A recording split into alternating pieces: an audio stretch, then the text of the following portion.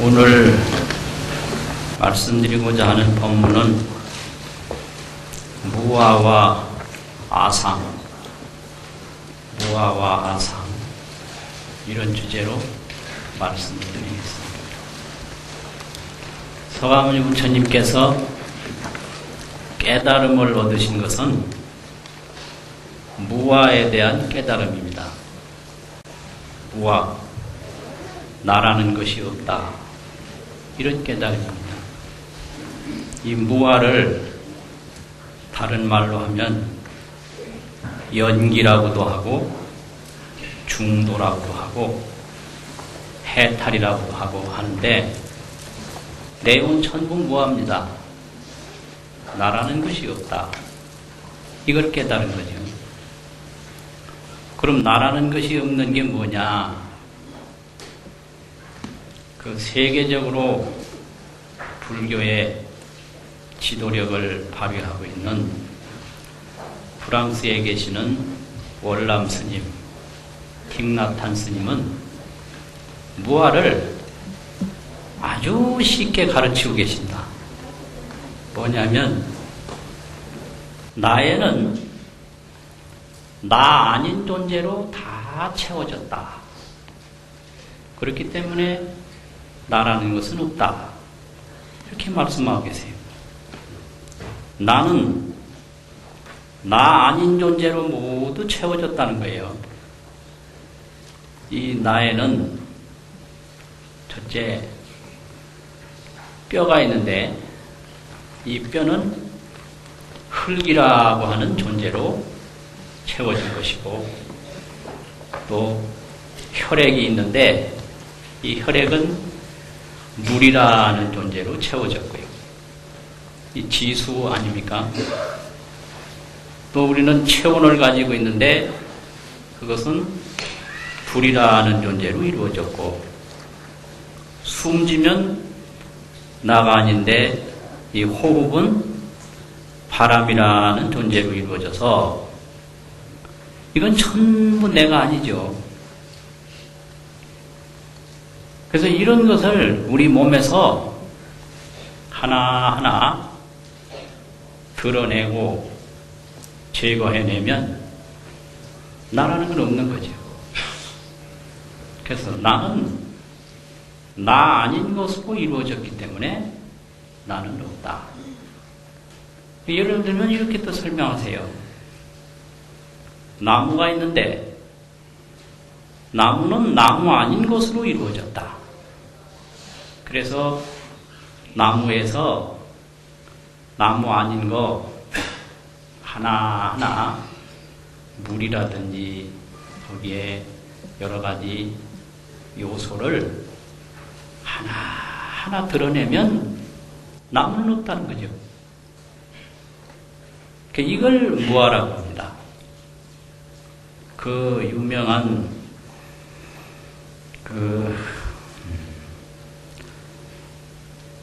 인도에 그 왕과 스님의 대화가 있는데요. 미린다 왕이라고 하는 왕하고 유명한 나선 비구라고 하는 스님하고 대화를 하는 가운데 그런 얘기를 합니다. 수레를 타고 왔다. 분명히 수레를 타고 온 거죠. 그런데 수레는 없는 겁니다. 왜 없느냐? 수레는 수레 아닌 요소들로 채워졌어요. 그래서 그 수레에서 수레 아닌 부품을 하나하나 드러내면 수레는 없습니다. 이게 무아입니다. 그래서 수레가 생겼지만 수레 아닌 요소들에 의해서 이루어졌기 때문에 수레는 생기지 않은 거예요. 이게 불생이에요. 불생. 그래서 반야신경에서 불생불멸 그러는데 그것이 무아요 중도입니다. 수레 아닌 요소들로 전부 이렇게 돼서 수레라고 하는 요소가 없이 수레가 된 거예요. 그러니까 수레는 생긴 일이 없다. 수레 아닌 부품이 모여졌을 뿐이다. 이것이 생겨도 생긴 게 아니다. 이거거든요. 또 생겨도 생긴 거 아니기 때문에 그거 하나를 하나하나 드러나면 없어지는 거예요. 이것이 또 없어져도 없어지는 게 아니다. 이게 불생불멸이죠. 그런데 수레는 갑니다. 수레가 없지만 수레는 갑니다. 이것이 무아윤회입니다. 무아윤회. 교리적으로 무아와 윤회를 책도 많이 내고 토론도 많이 합니다. 근데 그것은 토론할 일이 아니에요. 현상 그대로가 무아이면서 동시에 윤회를 하고 있습니다. 수레가 없으면서 수레는 가고 있습니다. 이게 현상이에요. 그래서 옛날 큰 스승님한테 어떤 분이 찾아가서 불생불멸을 어디 가야 만날 수 있습니까? 이렇게 여쭤봤습니다. 이 세상에 불생불멸이 어디 있느냐? 어디 가야 나지도 않고 죽지도 않는 그런 세계를 만날 수 있습니까? 그러니까 그 큰 도인 스님이 뭐라고 그러냐면 생로병사 속에서 불생불멸을 만난다. 이렇게 얘기했어요. 바로 이게 깨달음입니다. 생로병사 그 자체가 불생불멸입니다. 근데 무아를 못 깨달으면 생로병사만 알고 불생불멸을 모릅니다. 근데 무아를 깨달으면 생로병사 그 자체에서 불생불멸을 보는 거예요. 그 수레 그 자체가 수레가 없는 겁니다. 근데 여전히 가지 않습니까? 그러니까 이 세상에 모든 게 이루어졌는데 그 모든 것은 그 모든 것이 아닌 걸로 이루어졌어요. 그래서 그 모든 것 요소를 하나하나 제거하면 모든 것은 없는 거거든. 그런데 이제 중생들은 형상만 알고 본질을 모르기 때문에 상만 보고 성을 못 보기 때문에 그 불생불멸을 모르고 생로병사만 압니다. 그래서 그 생로병사에 매달리고 집착을 해요. 그게 아상입니다.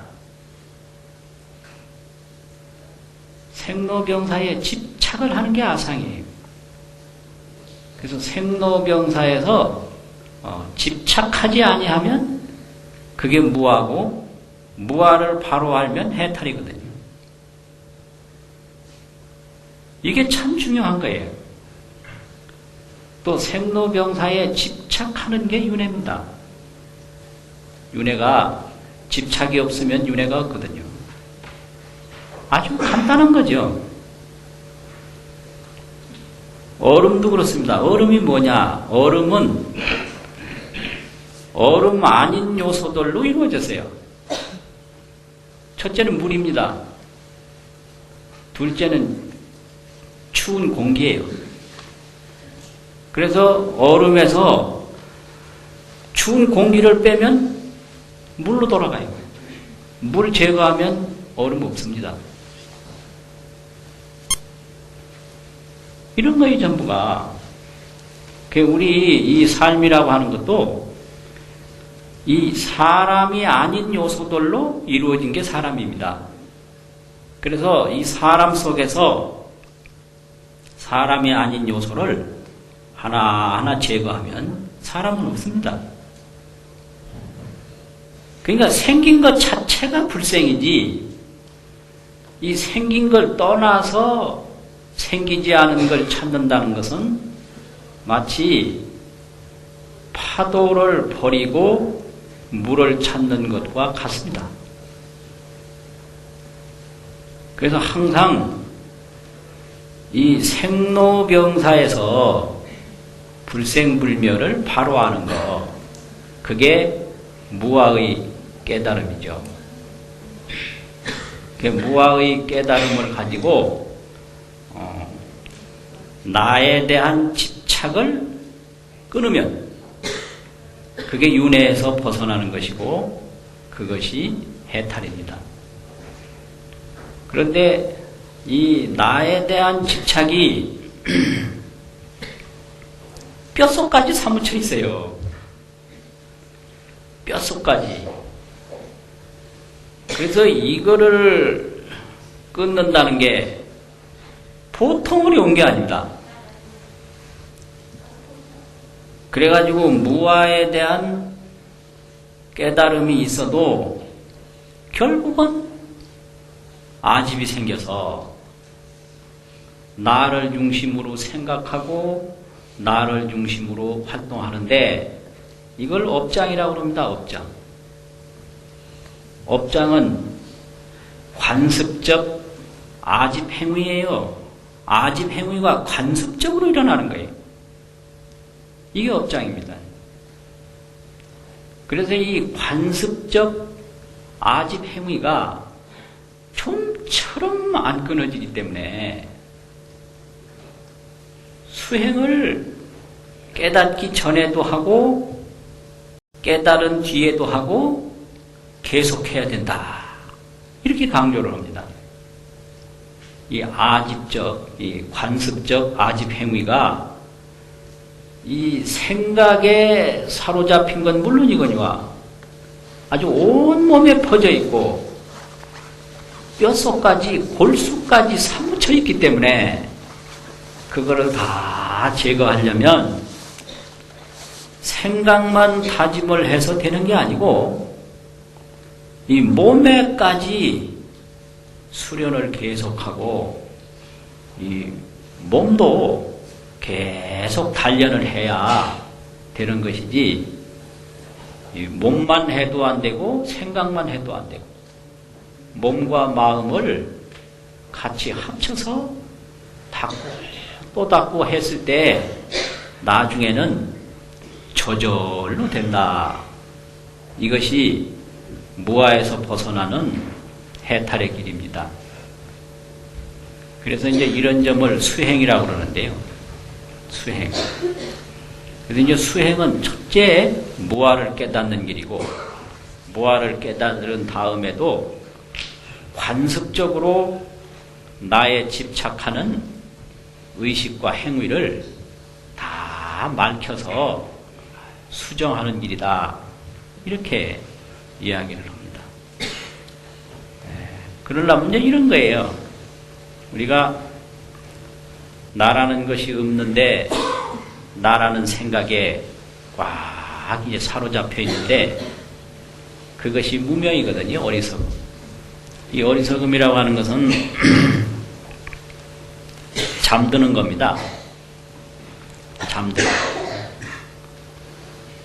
그런데 이 잠들어서 꿈을 꾸게 되면 그 꿈 속에서 아무리 훌륭한 걸 봤다 하더라도 꿈입니다. 꿈. 그 꿈은 꿈꾸기 전에도 없었던 것이고 꿈에서 깨어나면 또 없는 거예요. 그래서 꿈속에서 부자가 되든 가난하게 살든 꿈속에서 뭐 출세를 하든 뭐 그렇지 못하든 아무 의미가 없어요. 꿈에서 깨는 순간에 없어져 버리는 거예요.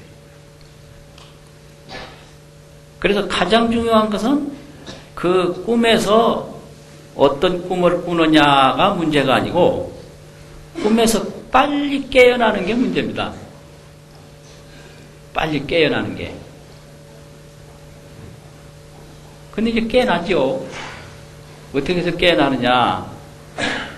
이제 꿈 자체가 몸과 마음의 피로함으로 꿈을 꾸게 됐는데, 몸과 마음이 이제 자연히 피로가 풀리면 저절로 깨어나는 수가 있죠. 이것이 이제 뭐냐면, 제업을 적게 지고 선업을 자꾸 쌓아가면 깨달음이 와요. 그래서 잠을 푹 자면 잠에서 깨어나고 꿈에서 깨어나는 것과 마찬가지죠. 또 한 경우에는 고운하게 꿈을 꾸는 사람이 있는데 옆에서 빨리 일어나라 이래가지고 깨우면 깨요 또. 그것은 훌륭한 선지식을 만나면 선지식의 가르침에 의해서 금방 깨어나는 수가 있거든. 그게 이런지하의 돈망생사라고, 선지식의 한 말씀 끝에 그냥 생사에서 벗어난다, 이런 거죠.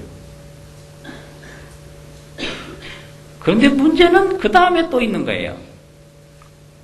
잠자리에서 잠들어 있던 습관이 있어가지고, 이게 이제 꿈에서 깨어났는데 또 깨면서, 이게 분명히 깨긴 깼는데 잠들어 있던 습관이 쭉 있어서 빨리 미리 일어나서 활동하던 사람하고는 틀린 거예요.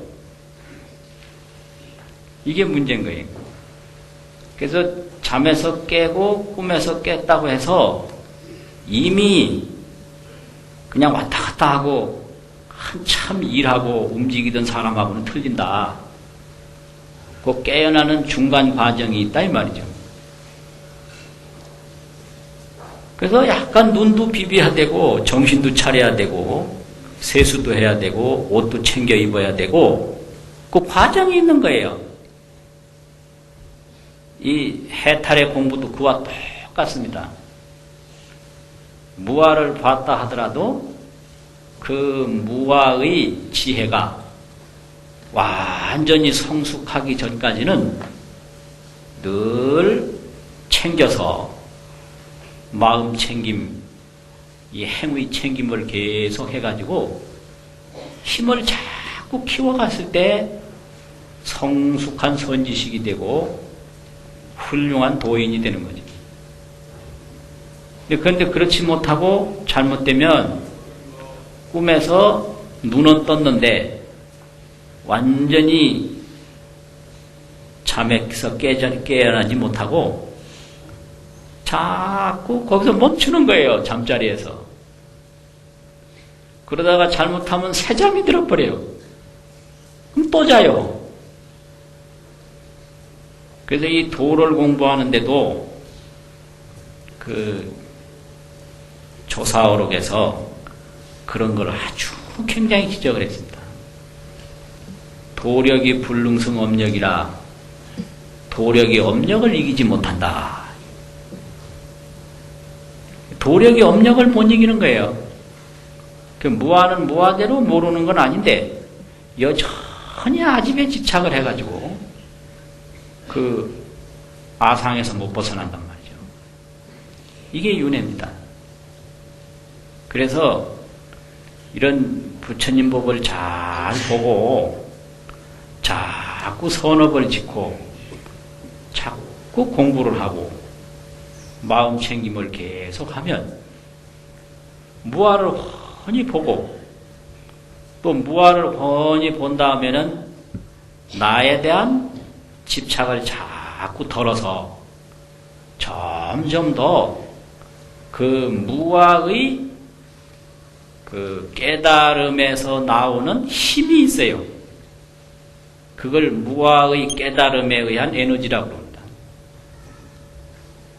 이제 모르는 사람은 모르는 힘이 있고 아는 사람은 아는 힘이 있는데요. 그 모르는 힘이 무명업력, 무명업에서 나오는 그 중생의 업력이고 무아를 아는 힘이 잡입니다. 알면 아는 대로 에너지가 나오고요. 모르면 모르는 대로 에너지가 나오는 거예요. 사랑하면 사랑하는 힘이 나오고 미워하면 미워하는 힘이 나와요. 그래서 이 중생의 업력이라는 게 대단한 겁니다. 이게. 그런데 이 무아를 알고 나면 무아를 아는 힘이 솟는다. 이게 자비예요. 그래서 이 자비라고 하는 것은 무아의 사랑이고 해탈의 사랑이고 지혜의 사랑입니다. 그게 자비예요. 그래서 이제 그렇게 될 때까지 자꾸 닦아서 그 아집에서 일어나는 분노, 이 분노는 전부 아집에서 일어납니다.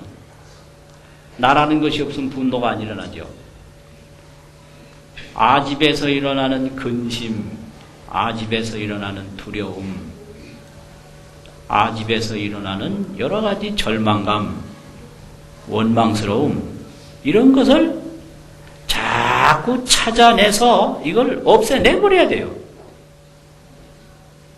이걸 자꾸 덮어놓는다고 없어지는 게 절대로 아닙니다. 그런데 이제 현대인들은 그 자기 마음 속에 쌓여있는 아집의 찌꺼기를 자꾸 대청소하고 하루하루 청도하듯이 털어내고 닦아낼 생각은 안 하고 이걸 자꾸 눌러요. 억눌러요. 그 억누르는 게 뭐냐면 자꾸 웃고 좋은 표정을 자꾸 지으려고 그래요. 사실 이 분노와 원망과 슬픔이 있는데 이게 아집인데 이게 없는 건양 자꾸 웃어라 그래요. 사진 찍으려면 자꾸 웃으라 그래요. 김치 있다고. 김치가 어디 있어요? 이거는 좋은 방법이 아니거든요. 예를 들면 그 방 안에 먼지가 가득히 있는데 그 위에다가 뭐 울긋불긋하고 좋은 것만 자꾸 갖다 덮는다고 그게 없어집니까? 우리 마음 속에 두려움도 있고 원망스러움도 있고 미움도 있고 온갖 것이 있는데 그 위에다가 자꾸 웃기만 하고 그것이 마음속에서 드러날까봐 계속 떠들고 좋은 얘기하고 온갖 자꾸 일을 꾸미고 이러거든요.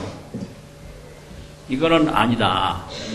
그래서 이것은 이 집안에 쓰지 못하고 나쁜 물건이 있으면 이걸 다 드러내서 치워서 깨끗하게 해야지 그걸 그냥 계속 지하실이나 보이지 않는 창고에 쌓아놓기만 하면 나중엔 그 집 자체를 못 쓰게 된다. 이게. 그러니까 우리 자신도 우리 마음속에 어떤 아집적 좋지 못한 생각들이 있는가, 나를 중심으로 한 나쁜 생각, 원망하는 생각, 미워하는 생각, 두려운 생각, 절망스러운 생각, 이런 생각이 있으면 이걸 하나하나 찾아서 그걸 자꾸 관찰하고 살피고 그걸 자꾸 쓰다듬으면 그게 없어지는 거예요. 또 하나 일어나면 그걸 역시 가만히 그 자체를 주시해 보면 그게 그냥 뭐 본래부터 있었던 게 아니고 다 이 바람처럼 먼지처럼 이게 다른 데서 영향을 받은 거거든요. 그거 하나하나를 자꾸 깨끗하게 정화시키면 나중에는 편안해지는 거죠. 그게 수행이에요. 수행이라고 하는 것은 그렇게 하는 거다. 그래서 그거를 자꾸 누르기 위해서 자꾸 좋은 웃는 연습하고 좋은 표정 짓고 또 가만히 있으면 그 좋지 못한 자기 감정들이 막 솟아나니까 자꾸 일을 만들어요. 자꾸 일을 꾸며내요. 전화도 한 2, 3분 해도 될 걸 막 30분, 40분씩 막 하고. 왜냐면 혼자 조용하게 있으면 안 좋은 감정들이 일어나니까 그거 누르려고. 그건 아니거든요. 그래서 쓸데없는 일을 자꾸 만들어 봤댔자 이미 나에게 있는 그 아집에서 생긴 분노와 원망, 절망, 이 미움 이런 거는 안 없어진다. 그러니까 그걸 덮고 피하지 말고 맞닥뜨려라 이거죠. 맞닥뜨려. 그 어두움이라고 하는 것은 밝은 것이 나타나면 사라지니까 그런 그 좋지 않은 감정은 좋은 자비의 에너지를 일으켜서 그걸 바로 비추게 되면 사라져버린다. 그래 되면 이제 편안한 마음이 되는 거죠.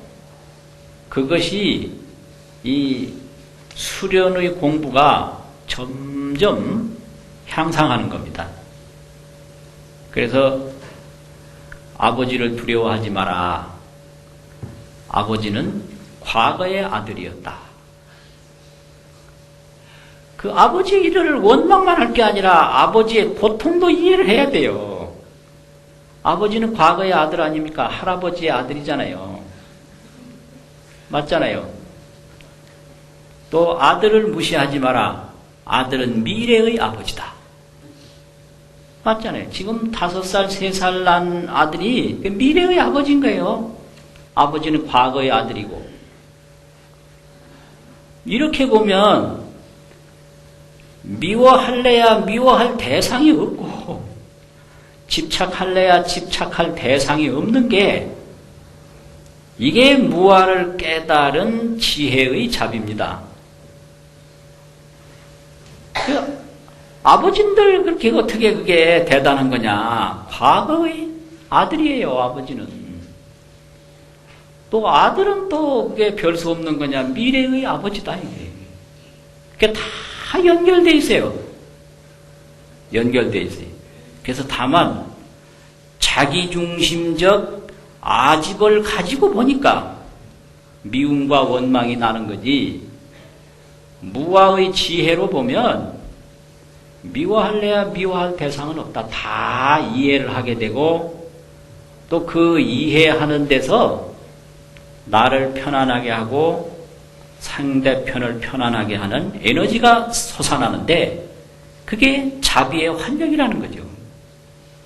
그 자비의 활력으로 돌아가면 다 이 삶이 넉넉해지고 즐거워져요. 그래서 이 세상은 혼자 완전한 게 없다. 다 함께 좋은 에너지를 일으켜서 서로 도울 때 완전하게 된다 이거예요. 그래서 집안에서도 혼자 완전한 게 없다는 거죠. 그런데 그거를 우리나라에서는 가위바위보 철학이라고 그럽니다. 가위바위보 철학.